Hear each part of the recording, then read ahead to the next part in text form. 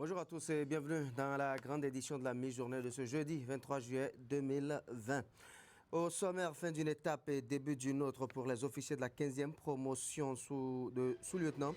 Bertrand Amaou Aladé Sello à l'École nationale des officiers de Tofo, 37 au total, venus de 7 pays. Ils ont reçu leur premier galon d'officier. C'est à l'occasion de la cérémonie de sortie tenue hier conformément à la pratique militaire. Et puis, religion, toujours dans ce journal, mais avec d'une part l'entrée de plein pied. Et dès mercredi dernier, dans la première décade du Zul Hijjah, c'est le dernier mois de l'an 1441 du calendrier lunaire. Tout à l'heure, signification, implications spirituelles et période par ailleurs et par excellence où se tient habituellement le Hajj, qui cette année connaît quelques atermoiements dus à la crise pandémique en cours dans le monde. Le voyage vers la Terre Sainte d'Arabie Saoudite n'aura tout simplement pas lieu, en tout cas pas pour les pèlerins béninois. On en parle également. On parlera en toute fin d'édition d'une boisson assez prisée pour retenir l'attention. L'eau de coco, connue pour ses vertus thérapeutiques, aphrodisiaques et immuno-boosters, boisson recherchée mais de plus en plus rare. Le cocotier a-t-il menacé de disparition? On ira voir dans un instant, côte à côte, le long de la rive du littoral entre Cotonou et Ouida. Voilà, mesdames, messieurs, bonjour à nouveau et bienvenue dans le 13h de ce jeudi. Sortie des élèves officiers en fin de formation à l'École nationale des officiers de Tofo.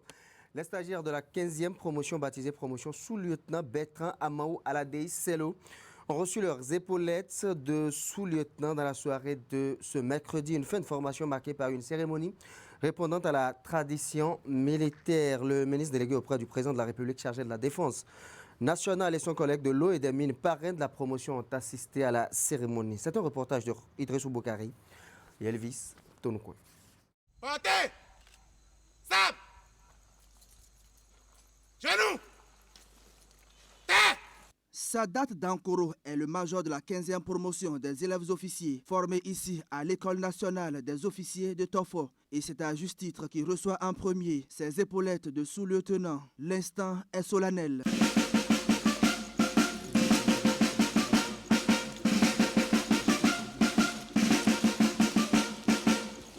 Et ensuite les autres stagiaires de la promotion.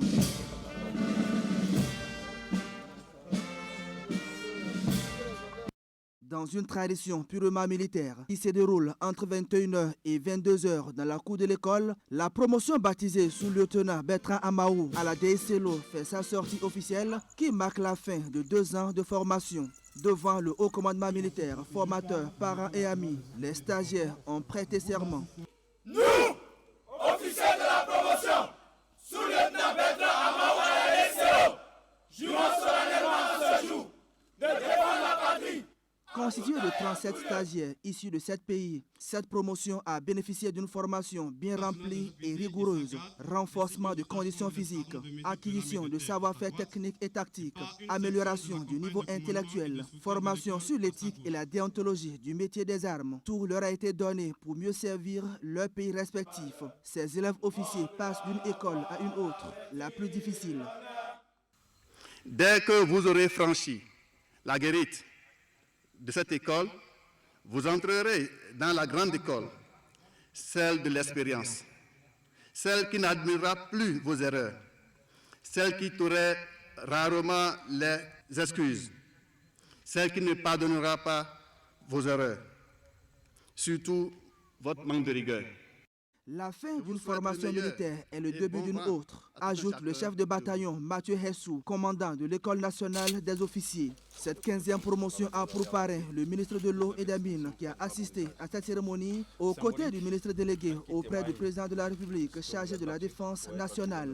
Ils doivent prendre des engagements. Ils ont pris ces engagements-là vis-à-vis donc de sa famille, des encadreurs, de moi-même le parrain et de tous ceux qui, de près ou de loin, y compris leur famille, ont pu contribuer donc à leur formation afin que le respect, la rigueur, la discipline qu'on connaît de la grande muette puisse être toujours leur mot d'ordre dans la vie pour nous défendre, pour défendre nos patries, pour nous sécuriser.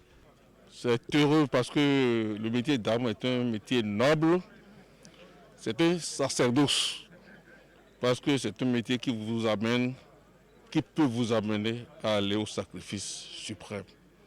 Même à ce niveau d'officier, on n'est pas exempt de ce risque. Donc c'est un métier noble. Et en chaque militaire, il faut saluer la nation. La promotion de Sadat Dankoro est désormais opérationnelle et prête à s'investir dans ses nouvelles missions. La cérémonie a pris fin par ce défilé militaire.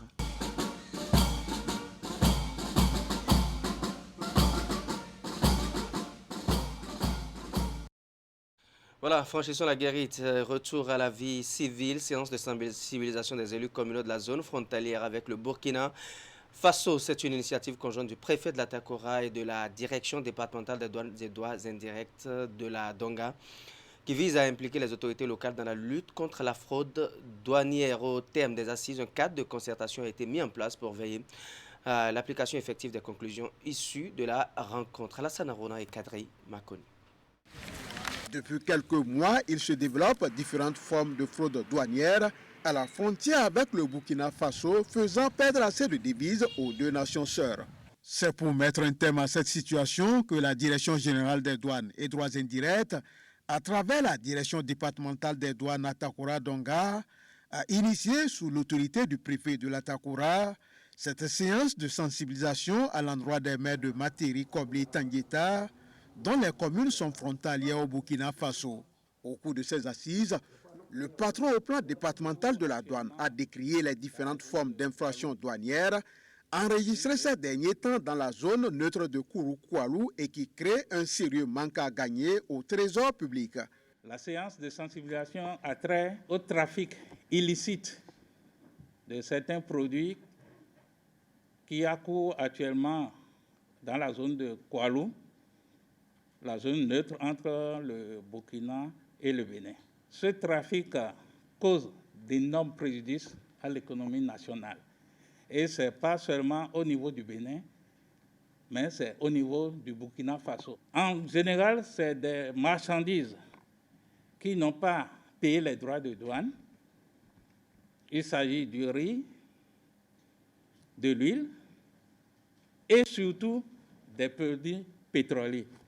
Des violences faites aux agents de douane dans l'exercice de leurs fonctions, aux sorties frauduleuses des produits agricoles, en passant par la vente illicite des produits phytosanitaires sur les marchés, aucune infraction ne sera occultée au cours de ces assises. Pourtant, le Code de douane a prévu de lourdes sanctions contre tout contrevenant à cette disposition de la loi. C'est pourquoi le colonel de douane en appelle à la collaboration des élus locaux pour sensibiliser leurs administrés afin de mettre un terme à ce phénomène. Prenant la mesure de la situation, les autorités locales s'engagent à accompagner la douane dans sa noble mission. Aujourd'hui, la situation est critique, ça dépasse même les frontières, parce que c'est un engagement qui doit être pris au niveau des deux États. Je crois que c'est déjà même ça, c'est la démarche. Nous croyons qu'il faut accompagner le gouvernement dans cette action. Nous sommes prêts et nous sommes engagés parce qu'il va de notre intérêt aussi. Je veux bien compter sur les élus. Nul n'est au-dessus de la loi et si quelqu'un viole les dispositions qui réglementent son secteur d'activité, il doit pouvoir répondre. L'implication des autorités administratives dans la lutte contre la fraude douanière est ainsi actée. Un cadre de concertation a été mis sur pied pour veiller à la mise en œuvre des recommandations issues des assises de Nati Tengo. À Cotonou, également ce mercredi, le traditionnel conclave ministériel hebdomadaire au thème plusieurs décisions. En outre, entre autres, l'adoption du décret portant modification des statuts de la Poste du Bénin SA et celui relatif aux conditions d'autorisation des établissements financiers à caractère bancaire. On va suivre le porte-parole du gouvernement, Maître Alain Orola, pour plus de détails. Le Conseil des ministres s'est réuni ce mercredi 22 juillet 2020 sous la présidence de M. Patrice Talon. Les décisions ci-après ont été prises. Au titre des mesures normatives, transmission à l'Assemblée nationale pour autorisation de ratification des protocoles additionnels à la Convention d'Abidjan. De façon spécifique, elle a pour objectifs principaux de renforcer les capacités nationales en vue d'évaluer les valeurs et menaces des ressources marines vivantes, de même que leurs services écosystémiques dans l'environnement, ainsi que les mécanismes de coordination régionaux pour la formulation d'un cadre régional efficace. La ratification de ces protocoles par le Bénin lui permettra, entre autres, de prévenir réduire, voire éliminer toute pollution ou tout dommage à la zone côtière et à l'environnement marin lié aux activités pétrolières ou gazières offshore. Le Conseil a par ailleurs adopté les décrets portant modification des statuts de la Poste du Bénin SA et nomination des membres de son conseil d'administration, puis fixant les conditions d'autorisation des établissements financiers à caractère bancaire à recevoir des dépôts de fonds du public en République du Bénin. Au titre des communications, autorisation pour une mission d'assistance à maîtrise d'ouvrage en vue de la conception et du développement du complexe hôtelier de la Marina près de la porte du non-retour à Djegbadji dans la commune de Ouida. La réalisation de cette infrastructure contribuera à développer l'offre touristique du Bénin en général et de la ville de Ouida en particulier. Le complexe comprend notamment un théâtre de verdure pour la fête des religions endogènes et diverses manifestations culturelles, un parking paysager de 350 places, des jardins du souvenir, l'esplanade touristique avec restaurants, bars et sites de divertissement, la reconstitution historique d'un bateau négrier, une zone hôtelière d'environ 130 lits, la promenade flottante sur la lagune, un jardin de recueillement. Au regard du niveau d'avancement des études du projet, le recours à l'expertise d'un bureau spécialisé dans les démarches qualité et sécurité dans le respect des normes légales, techniques et environnementales est nécessaire. Au terme des prospections menées, la société britannique Alcyon Hospitality Advisors, réputée en la matière, a été identifiée pour la conduite de la mission d'assistance à maîtrise d'ouvrage du complexe hôtelier que développera le groupe Banyan Tree. Les ministres concernés par la mise en œuvre du projet veilleront à sa bonne exécution. Baccalauréat session unique de juillet 2020, terminus, on croise les doigts. En attendant la phase de correction de délibération puis de proclamation des résultats, la phase écrite de cette année a pris fin mercredi après-midi. Dans l'ensemble, tout s'est bien passé, nous confient les candidats rencontrés au centre de CEG Le Nokoué. On les écoute au micro Canal 3 de Uriel Ranon et Henri Ganti. Durant les 3 jours, les épreuves étaient abordables. Mis à part la SVT, qui était un peu compliqué. Bon, à part ça, il n'y a plus d'épreuves difficiles, il n'y a pas d'épreuves liées au Covid. On s'est essayé sur les copies et on a eu ce qu'on a eu en classe quand même. Au PCT par exemple, il y avait des choses auxquelles je ne m'attendais pas. Mais du fait que bon, j'ai eu à traiter des épreuves similaires, j'ai pu m'en sortir en tout cas. Elle a bien respecté les mesures barrières aussi. Non, surtout en maths, dans la matière scientifique, moi, je me suis en sorti. Je rends grâce à Dieu. Notre souhait, c'est que les correcteurs soient un peu indulgents sur les copies. Ça c'est clair, j'aurai le bac avec une bonne notion bien sûr. Religion, les musulmans abordent dès ce mercredi 22 juillet 2020 le dernier mois de l'an 1441 du calendrier lunaire. Et les 10 premiers jours de ce mois de Zul Hijjah représentent des moments d'adoration avant la célébration de l'Aïd. Pour mieux comprendre ce qui est recommandé en cette période, nous nous sommes entretenus avec un islamologue, Chitou Chouaib nous parle ici des principales recommandations liées. Pour les 9 ou bien les 10 premiers jours de Zul Hijjah, nous avons l'habitude de dire que c'est une occasion gratuite, cadeau, une promotion que Allah subhanahu wa ta'ala a offerte à la communauté. Allah subhanahu wa ta'ala en a fait référence dans le Saint-Coran lorsqu'il a dit « A'udhu billahi minash shaitanir rajim, bismillahir rahmanir rahim, wal fajri wa layalin ashr » Les commentateurs du Coran disent que Walayalin Ashr, Allah est en train de jurer par les 10 jours-là. Cela, c'est pour démontrer la grandeur et l'importance de ces jours. Et le prophète Mohammed sallallahu alayhi wa sallam, dans son hadith, lui nous a dit il n'y a pas de jour dans la vie où l'œuvre ait aimé et accepté d'Allah comme ces 9 jours ou bien ces 10 jours. Après cela, il nous a dit, par rapport aux œuvres méritoires de ces 9 premiers jours de Zil Hijjah, il faut souligner le takbir. Et ce takbir commence dès aujourd'hui même.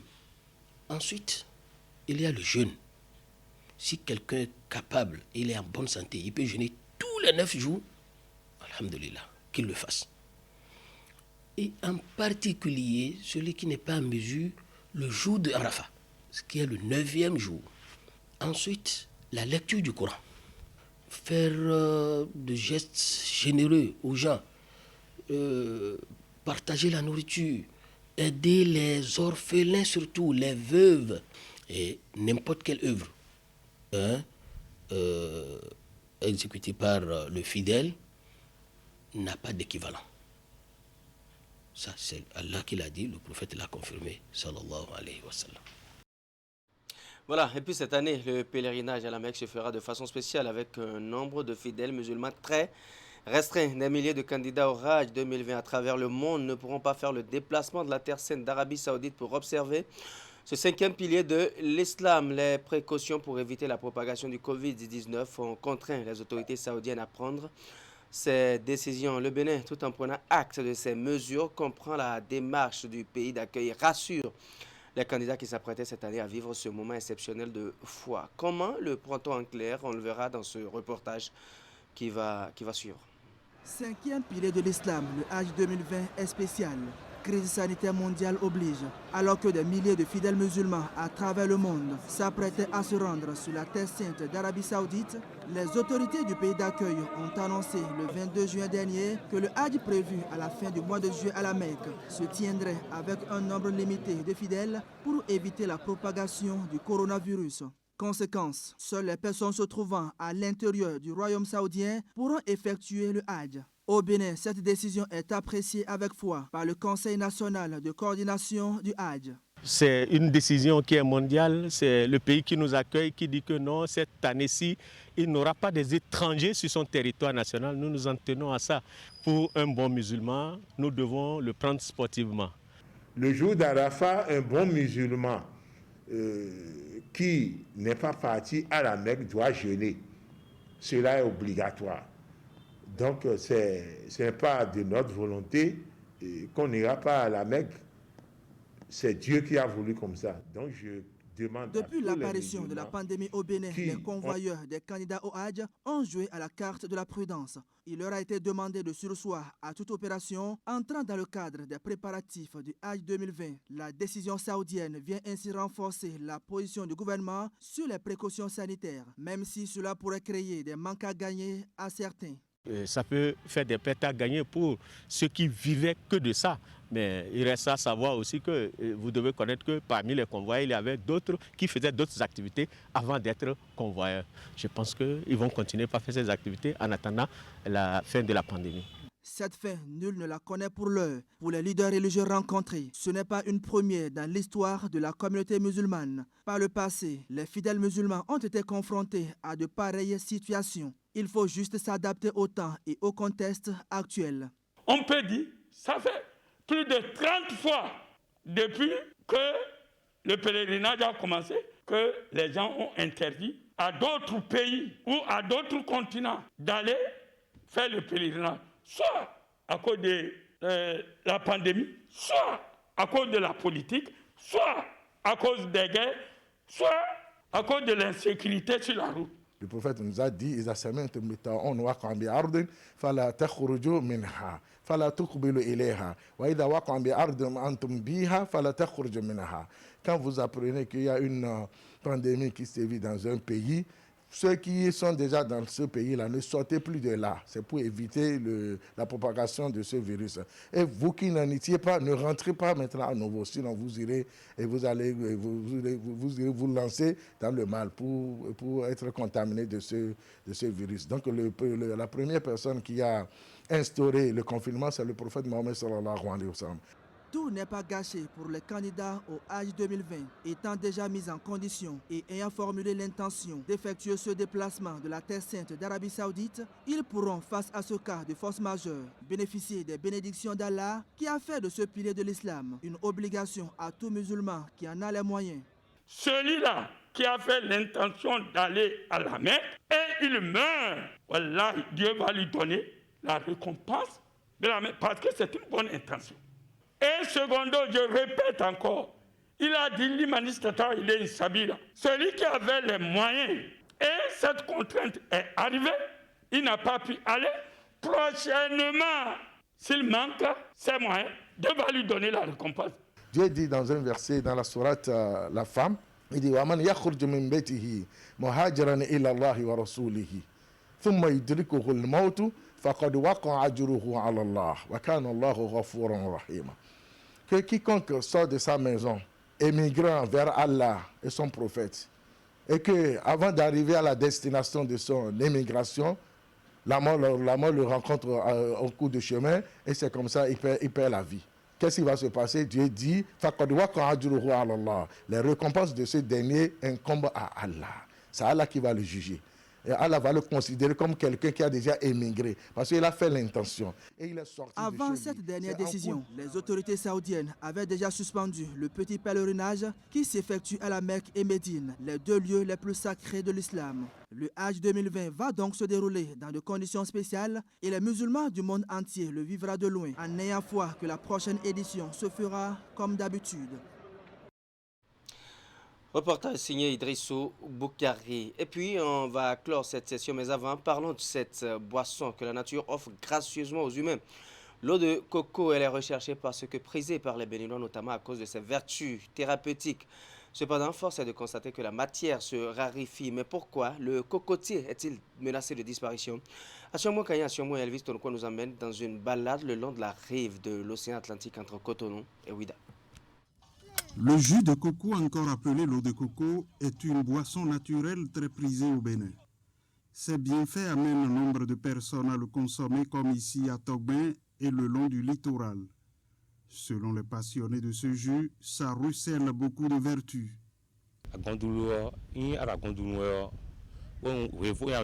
La consommation de l'eau de coco aide à combattre le paludisme et à diminuer ses effets. En la consommant, on se porte mieux. Et même quand un enfant fait de la fièvre et qu'on y ajoute du jus de citron pour lui en donner, il va mieux. Le jus de coco est donc bienfaisant pour le corps. Sa consommation n'est pas limitée. Certains, comme Augustin Kendoho, en font leur boisson quotidienne. Il faut consommer suffisamment, l'équivalent de 6 noix de coco par jour. Cela évacue tout ce qu'on traîne comme déchets dans le corps. La vente de l'eau de coco diminue de jour en jour dans certaines régions du Bénin, particulièrement le long de l'océan Atlantique comme ici à Rio, à Vlekete, Togben. Nombre de personnes attribuent cela à la construction de la route des pêches.